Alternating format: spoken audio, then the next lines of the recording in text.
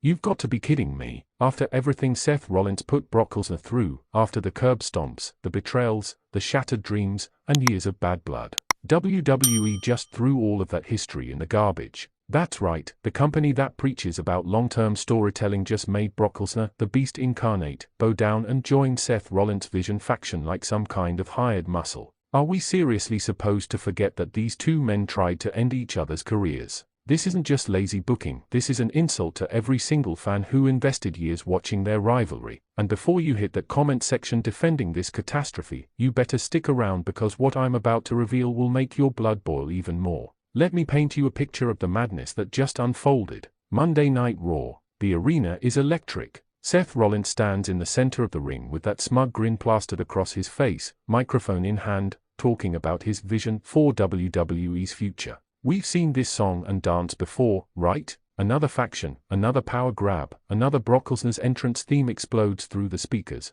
and the entire arena loses their collective minds. The Beast walks down that ramp with Paul Heyman by his side, and everyone, and I mean everyone, is thinking the same thing, is here to F5 Seth Rollins into oblivion. But no. Instead, Brock enters the ring, stares Seth down for what feels like an eternity, and extends his hand. Seth takes it. They shake. Paul Heyman raises both their arms. And just like that, the Beast Brock Lesnar is officially part of the Vision. The crowd's reaction? Nuclear. Half the arena is booing out of their souls, the other half is standing there in shocked silence, and me, I'm sitting here wondering if WWE's creative team has completely lost touch with reality. Now, let me ask you something, and I want you to really think about this before you answer in the comments. Can you name one legitimate reason why Brock Lesnar would ever align himself with Seth Rollins after their history? Go ahead, I'll wait. Drop your answers below because I'm genuinely curious if anyone can make this make sense. Let's take a trip down memory lane for those who might have forgotten, or for WWE creative,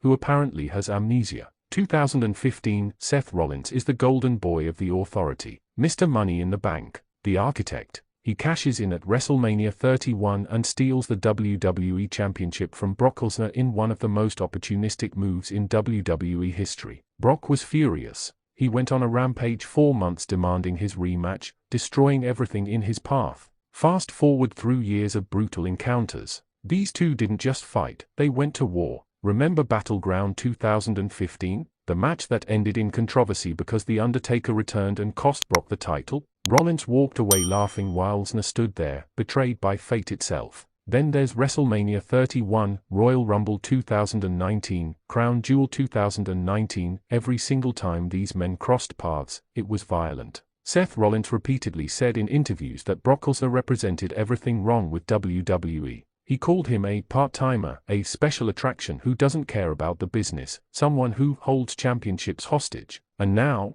Seth Rollins is suddenly cool with all of that. And Brock, the Brock Lesnar who never forgives, never forgets, who ended careers over less disrespect, is just gonna join hands and sing Kumbaya. Give me a break. Here's where it gets even more insulting to our intelligence. The Vision faction was supposed to be about young, hungry talent taking over WWE, or at least that's what Seth preached for weeks. He recruited rising stars, talked about creating a new era, about leaving the past behind and building something fresh. Then he brings in a 47-year-old veteran who's literally the definition of the old guard. How does that align with the Vision exactly? I need you to explain this to me in the comments because the math ain't mathing. The worst part? Paul Heyman's involvement. Look, I love Paul Heyman. The man is a genius on the microphone, a master manipulator, and he can sell ice to an Eskimo. But his explanation for this alliance was so weak, it felt like even he didn't believe what he was saying. Heyman stood there rambling about evolution, adaptation, and embracing the future by aligning with the present.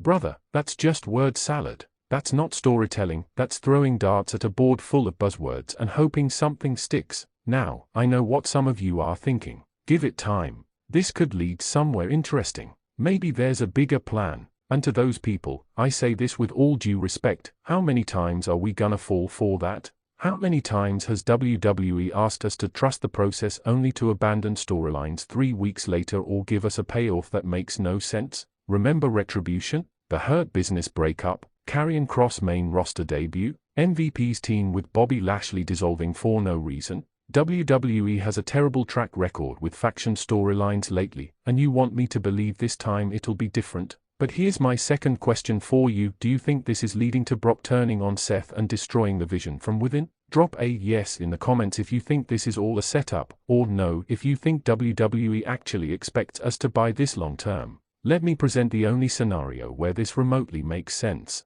Maybe, and this is me being extremely generous, maybe this is all a Trojan horse situation. Brock joins the Vision, gains Seth's trust, waits for the perfect moment, and then absolutely decimates everyone. F5S for everybody. The faction crumbles, and Brock stands tall as the ultimate lone wolf who plays by nobody's rules. That would be compelling. That would make sense for Brock's character. That would justify asking fans to suspend their disbelief through this absurd alliance. But you know what? I don't trust WWE to pull that off. You know why? Because they've shown us time and time again that they value shock moments over coherent storytelling. They want that viral clip, that social media explosion, that trending hashtag, even if it means sacrificing years of character development and storyline continuity. And let's talk about what this does to Seth Rollins' character. The Visionary was finally finding his footing as this unhinged, messianic leader figure. He was interesting. He was compelling. He had depth and complexity. Now, he's just another faction leader who recruits big names for, what? Muscle? Protection?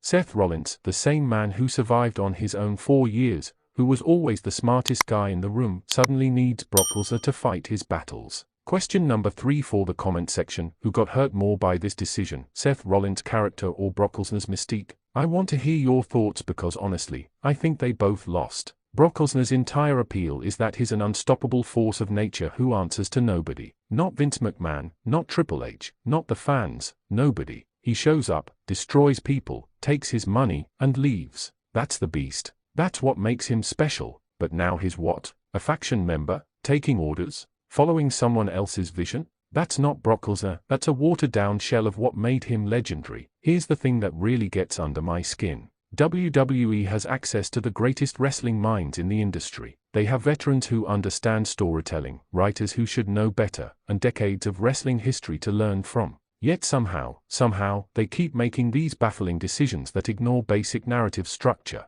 You can't build years of animosity between two competitors and then just erase it with a handshake. That's not how human psychology works. That's not how character works. Even in the wild world of professional wrestling where we accept supernatural undertakers and demonic entities, there has to be internal logic. The characters need to behave in ways that are consistent with their established personalities and motivations. When Edge Styles joined forces with the OC, it made sense. They had history together. When Roman Reigns aligned with the Usos, it made sense. They are family. When Edge formed the Judgment Day, it made sense. He was reinventing himself after returning from retirement. But Brock Lesnar joining Seth Rollins' Vision, after everything, with no proper explanation beyond corporate buzzwords? That's not booking. That's lazy. And the saddest part? Both of these men are incredible performers who deserve better. Seth Rollins can carry any storyline with his intensity and commitment. Brock Lesnar is a once-in-a-generation athlete who makes everything feel larger than life.